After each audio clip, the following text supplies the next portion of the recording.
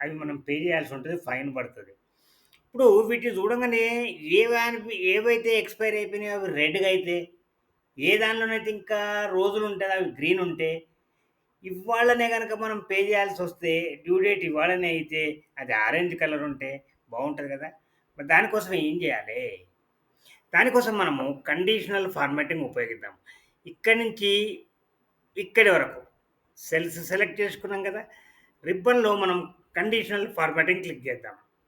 ఇక్కడ డ్రాప్ డౌన్‌లో new rule click చేద్దాం. దీనిలో use a formula to determine which cells to format అనేది క్లిక్ చేద్దాం. ఇక్కడ మనం ఆ ఫార్ములా ఎంటర్ చేయాలి. ఏం ఫార్ములా ఎంటర్ చేయాలి? ఫస్ట్ సెల్ తీసుకుంటే చాలు.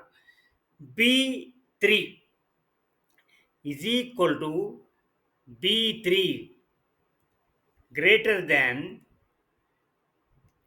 0 అంటే పాజిటివ్‌గా ఉన్నట్టయితే ఇక్కడ ఫార్మాట్ అనేది క్లిక్ చేయాలి. మనం ఫిల్ కలర్ ఏం పెట్టుకుందాము? గ్రీన్ కలర్ పెట్టుకుందాం. ఓకే చేద్దాం. మళ్ళీ ఓకే. చూసారా? పాజిటివ్ ఏవైతున్నాయో అవన్నీ రెడ్ అయిపోయినాయి. అవునా కాదా? అదే విధంగా మనము మళ్ళీ కండిషనల్ ఫార్మాటింగ్ క్లిక్ చేసి, మళ్ళీ న్యూ రూల్ సేమ్ ప్రొసీజర్.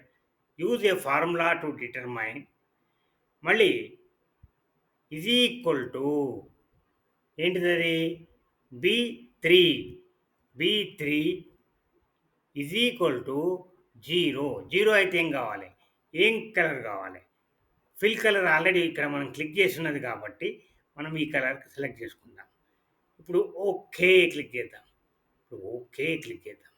ఏది 0 లేదు కాబట్టి ఆ కలర్ చూపెడతలేదు. మనకు ఆ కలరు 0 అయినప్పుడు ఆటోమేటిక్‌గా కలర్ వచ్చేస్తది. మళ్ళీ సేమ్ థర్డ్ కండిషన్. మనము ఈ న్యూ రూల్ క్లిక్ చేసి, తర్వాత యూజ్ ఎ ఫార్ములా అది క్లిక్ చేసి, ఫార్ములా ఇప్పుడు లెస్ దెన్ 0 అయితే is equal to B3 less than 0 అయితే ఏం చేయాలి? ఫార్మాట్ రెడ్ కలర్ చేయాలి. మనం రెడ్ కలర్ పెడదాం. ఓకే అని క్లిక్ చేద్దాం. మళ్ళీ ఓకే క్లిక్ చేద్దాం. చూసారా? ఏవేవైతే మైనస్ ఉన్నాయో లెస్ దెన్ 0 అన్నీ రెడ్ అయిపోయినాయి. ఇప్పుడు చూడంగానే తెలుస్తున్నది రెడ్. అరే! ఆర్‌డీది డ్యూ డేట్ అయిపోయింది. బ్యాంక్ లోన్ డ్యూ డేట్ అయిపోయింది. ట్యూషన్‌కి డబ్బులు ఇయ్యలే. క్రెడిట్ కార్డ్ ఇంకా బిల్ పే చేయలే. ఆ రకంగా మనం తెలుసుకోవచ్చు. ఇది మూడో వీడియో.